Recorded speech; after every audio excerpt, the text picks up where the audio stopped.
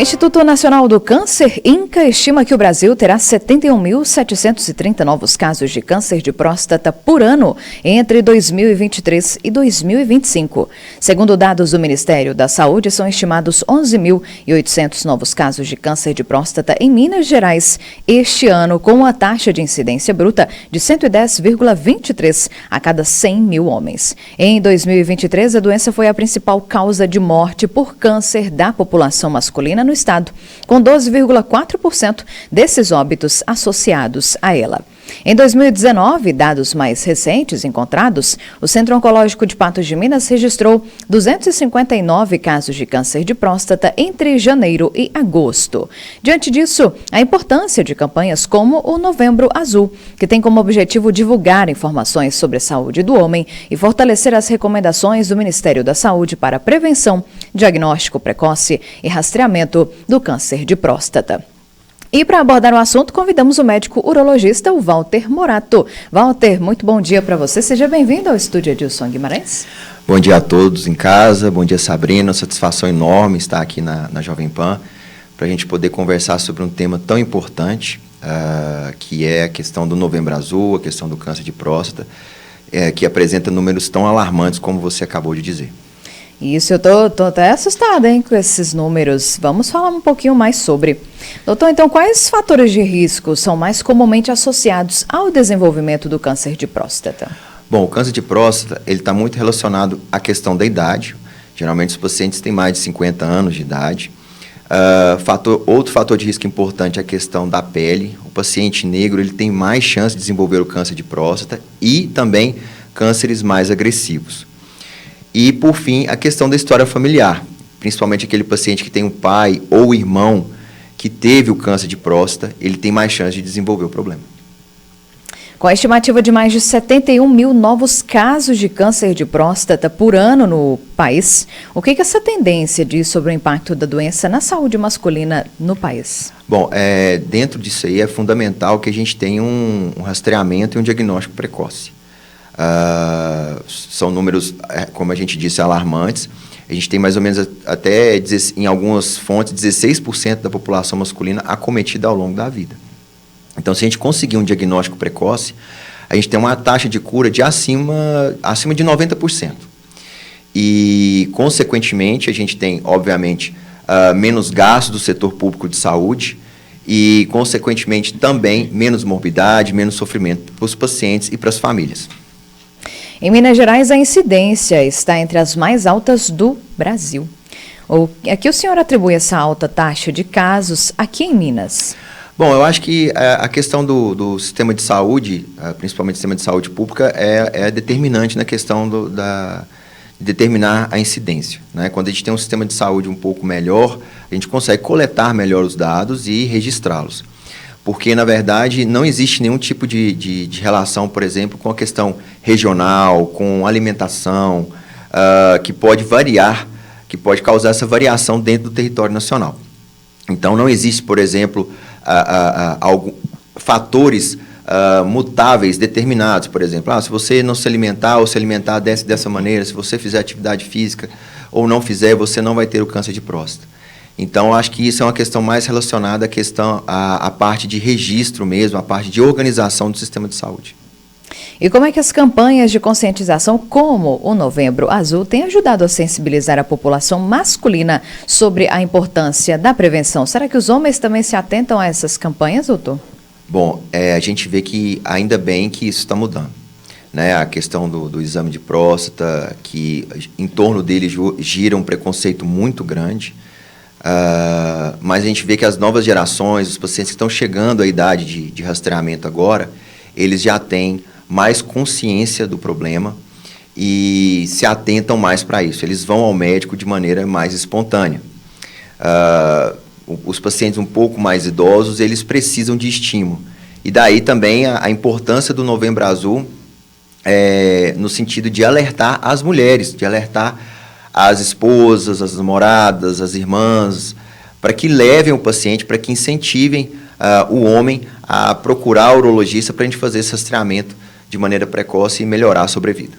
Pois é, o senhor comentou ainda sobre o preconceito, né, relacionado ao exame, que tem aí o toque retal. Ainda é um obstáculo significativo para o diagnóstico precoce, né? Sem dúvida, o exame de toque, ele... É o maior tabu que a gente ouve hoje. Exatamente. Gira em torno do exame um grande tabu, um grande medo. O exame é um exame super simples, ele dura de 5 a 10 segundos, não é um exame doloroso, e é um exame que está acessível a toda a população. Então, a questão fundamental do rastreamento do tumor de próstata é isso. Um exame no consultório e um exame de sangue barato determinou uma diminuição da mortalidade em 40%. Então, desde quando essa questão de rastreamento foi introduzida, a gente teve uma queda de mortalidade de 40% do câncer de próstata. E sendo medidas que estão ao alcance de em qualquer nível de saúde, principalmente da saúde pública, que alcança a população mais carente.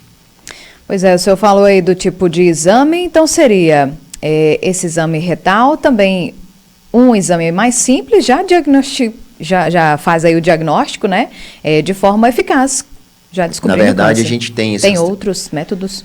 A gente tem esse rastreamento com o PSA, que é uma proteína que a próstata produz e joga no sangue, então é um exame de sangue, e a gente tem a associação com o exame de toque retal. Lembrando que os exames, eles não se substituem, eles são complementares. Ou seja, existem tumores de próstata com o toque normal e o PSA alterado e vice-versa. Quando a gente tem alteração em um desses exames, a gente precisa confirmar o diagnóstico. Então, isso é outra coisa muito importante. Se o médico avaliar que o seu toque está alterado ou o seu PSA está alterado, isso não é diagnóstico de câncer de próstata. Existem outras patologias que podem gerar essas alterações. A partir da alteração, a gente vai pedir uma biópsia prostática, que é a retirada de pequenos fragmentos da próstata, para a gente poder confirmar ou afastar a questão do tumor. Portanto, o exame definitivo pelo diagnóstico é a biópsia prostática. Ô, doutor, quais são agora os principais sintomas do câncer de próstata e por que muitas vezes ele é assintomático nos estágios iniciais? Bom, isso é uma questão fundamental, porque, como você disse, nos estágios iniciais, o câncer de próstata ele é absolutamente assintomático. E é nesse estágio que a gente precisa dar o diagnóstico. Então, aquela história de não ir ao médico porque não se está sentindo nada, ela tem que absolutamente parar de existir, ela tem que cair por terra. E aí, daí a importância de se fazer o rastreamento. O tumor de próstata, quando ele dá sintoma, geralmente ele sinaliza metástase, ele sinaliza, por exemplo, dores ósseas, que é o primeiro lugar para onde as metástases vão. E, consequentemente, ele sinaliza um tumor provavelmente incurável. Então, a gente não pode esperar sintomas. Em fases mais avançadas, em que o tumor toma conta de toda a próstata, a gente pode ter sintomas urinários, porque a próstata ela fica, na verdade, na saída da bexiga. Isso é uma questão importante, porque como a gente faz o exame através do toque retal, às vezes o paciente acha que os sintomas de próstata, eles são sintomas do trato gastrointestinal baixo, por exemplo, sintomas relacionados a sangramento retal, dores na região anal, e não, isso não procede.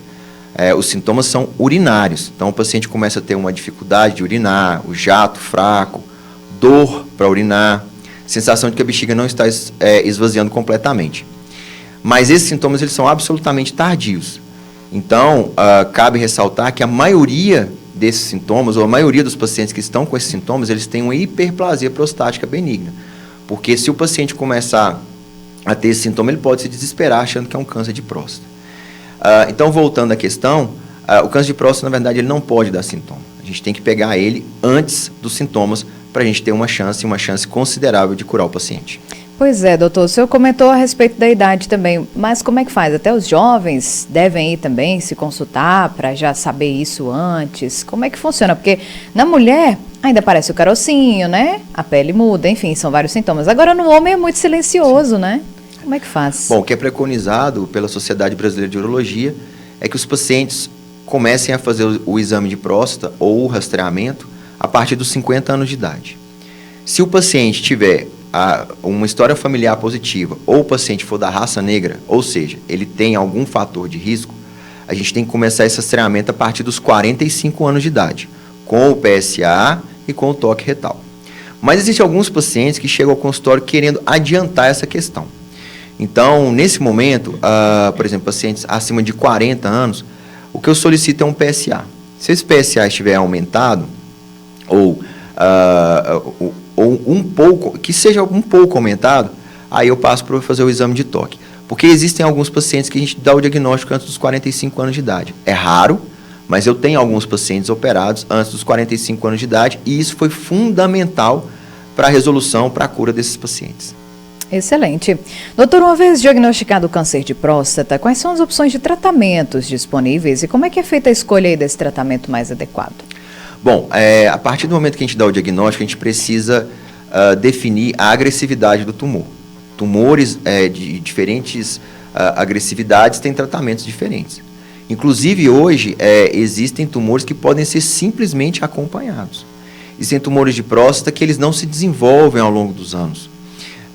E assim, a gente vai definir um plano de acompanhamento com o paciente no consultório, através de também PSA, toque, outras biópsias, e às vezes o paciente nem vai precisar operar, ou fazer outro tipo de tratamento. A partir do momento em que a gente determina um tratamento, ou seja, o tumor ele tem chance de crescer, ele tem chance de se tornar agressivo, de se espalhar, a primeira linha de tratamento é a cirurgia. A gente faz a retirada completa da próstata. Hoje em dia a gente faz através de cirurgia por vídeo, que é a videolaparoscopia, ou através da cirurgia robótica, que são cirurgias minimamente invasivas, permitem a alta do paciente em 1 ou 2 dias e uma recuperação muito mais rápida, com menos dor no pós-operatório. Então, o tratamento para os tumores de próstata, ele avançou muito nos últimos anos. E uma outra opção seria fazer a radioterapia, que, na minha opinião, deve ficar como segunda linha, porque ela pode ser importante, às vezes, para resgatar uma cirurgia que não foi bem sucedida no sentido de curar o tumor. E eu acho que a radioterapia, antes da cirurgia, pode atrapalhar bastante uma cirurgia futura, caso ela seja necessária. E os outros tratamentos, geralmente, são tratamentos mais paliativos, ou tratamentos que não objetivam a cura, né? Às vezes o paciente já chega com metástase, já chega com doença sistêmica, e aí a gente precisa fazer outras formas de tratamento, como medicações para bloqueios hormonais e quimioterapia. Aqui em Patos de Minas tem o Centro Oncológico, né, onde registrou aí centenas de casos de câncer de próstata em pouquíssimos meses. O que isso nos diz sobre a importância de um centro especializado aqui na região? Eu acho que essa questão da parte oncológica é fundamental, né? Porque a população ela não pode ficar desprovida desse tipo de serviço. E a questão da uro-oncologia, principalmente, é uma questão muito especializada. A gente precisa ter profissionais que saibam o manuseio desses problemas para a gente poder ter resultados melhores e com menos gasto. Porque a questão da saúde pública ela é uma questão muito grave em termos de recursos, né? Então, é fundamental que a gente consiga tratamentos mais precoces e é fundamental que a população tenha acesso a esse serviço de oncologia especializado para que todo mundo saia ganhando. Doutor, a campanha Novembro Azul, voltando a ela não é só sobre o câncer de próstata, mas também aí para os cuidados, né, com a saúde masculina. Nesses seus 9 anos atuando no HNSF, o senhor sente que tem mudado aí essa procura dos homens? Aumentou, diminuiu? O que o senhor sentiu nesses anos? Bom, o Novembro Azul é uma campanha mundial, é uma campanha emblemática, que visa não só a questão da conscientização a respeito do câncer de próstata, mas da saúde masculina como um todo. A gente vê que os homens estão se cuidando mais, sim. Como eu disse, principalmente essa geração nova de 40, 45 anos, 50 anos, eles estão procurando espontaneamente o urologista para poder fazer seu check-up, para poder ver a questão da saúde dos rins, para poder ver a questão da sua saúde sexual. Existe também a demanda pela questão da fertilidade. Enfim, o homem ele está com a cabeça mais aberta, o preconceito ele está caindo, felizmente. E a campanha do Novembro Azul ela vem anualmente para poder reforçar, para impulsionar isso cada vez mais, e isso gera resultados ao longo de todo o ano. Então, eu acho que é fundamental a gente continuar batendo nessa tecla, é fundamental a gente continuar chamando o homem para o consultório urológico, porque a prevenção, a medicina, na verdade, ela deve ser voltada para a medicina preventiva e não para a medicina curativa. Isso gera benefício para todos nós. Doutor Walter, já encerrando aqui a nossa entrevista, deixa aí o seu recado para os homens se cuidarem ainda mais com o senhor, principalmente, né? Lá no HNSF, nosso parceiro. Bom, pessoal, foi uma satisfação estar aqui com vocês, espero voltar mais vezes. E o recado é esse, eu acho que a gente precisa abrir mais a cabeça, a gente precisa ter menos medo de diagnóstico, porque o diagnóstico ele vai existir independentemente da procura ou não ao urologista ou ao médico. E quando a gente tem menos medo, a gente consegue um diagnóstico precoce e resultados muito melhores. Então, a gente está lá no HNSF todos os dias da semana, inclusive sábado, domingos e feriados, prontos para ajudar, prontos para poder acolher os pacientes no consultório, acolher a família no nosso consultório e dar a eles o tratamento que eles realmente merecem. Tá, então, Walter Morato, urologista, muito obrigada, doutor, pela sua participação, pela sua presença aqui no Jornal da Manhã Patos. Esperamos o senhor em outras oportunidades aqui no estúdio, hein? Eu que agradeço o convite enormemente e espero ter mais oportunidades para a gente conversar sobre assuntos urológicos importantes aí para a população.